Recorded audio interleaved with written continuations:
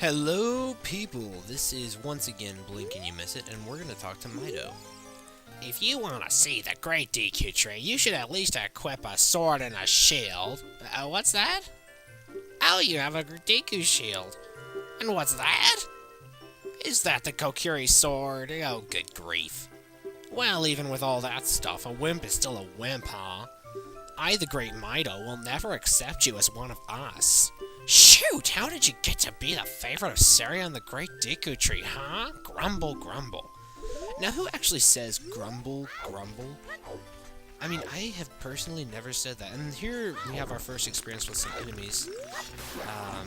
Get a Deku stick for the first time. These things are pretty handy. You can use them as torches or as weapons. I never use them except for as torches. Just kind of waste them. Otherwise, just kind of walks you through how to use them, but I'll be doing that anyway.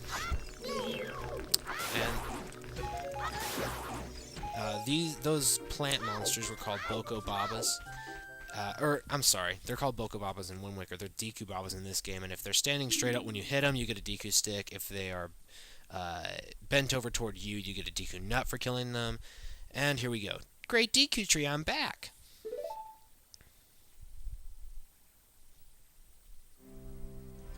Oh, Navi, thou hast returned. We have indeed. Link, welcome.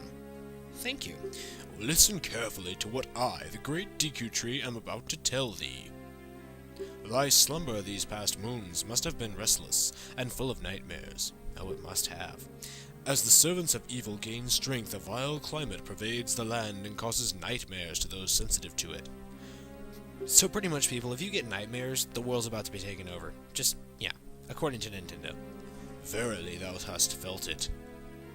Link, the time has come to test thy courage. I have been cursed. I need you to break the curse with your wisdom and courage. Dost thou have courage enough to undertake this task? Yes, we do indeed, Mr. Big Tree Guy. Then enter, brave Link, and thou too, Navi. You know, I just noticed something. He said you instead of thou earlier. Wow, that's kind of a screw-up. And Link, when Navi speaks, use C up to listen well to her words of wisdom. Now that's something you gotta love about Zelda games. All the characters break the fourth wall to tell you stuff that you're supposed to do.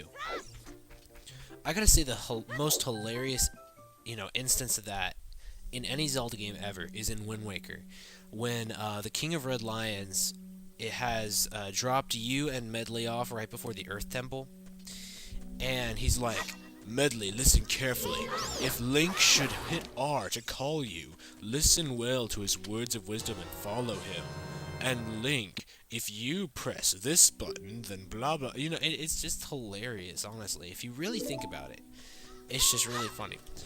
So here we have some more of these, Deku Babas. I'm used to calling them Boko Babas from Wind Waker. But, anyway. We're not running a teeny bit low on health, so just bust that thing open. To get a heart. Don't get breaking my heart. I couldn't if I tried. Do do do do do do do do do do do do. Jumping over gaps. You don't have to hit a button to jump over a gap. I think that's the most hilarious thing. When I played Wind Waker for the first time, sorry, hold on. Look at this wall, the vines growing on it give it a rough surface. Maybe you can climb it, Link. Gee, I wonder if that is possible. Opening another chest. And, what could we be? Oh, it's the dungeon map.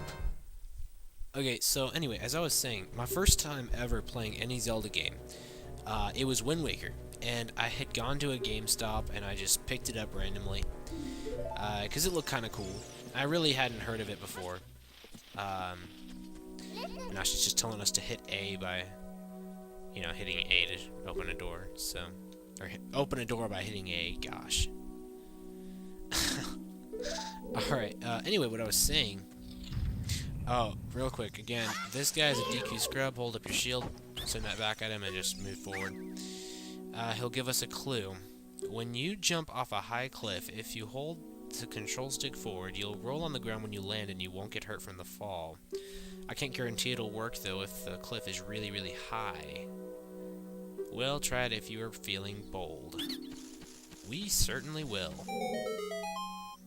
We have nothing to better, because we have nothing better to do at all than listen to little guys with leaves on their head. I mean, come on. And here we get the dungeon item. This is the shortest dungeon of the game by far within the Great Deku Tree. It's the slingshot, or I should say the fairy slingshot.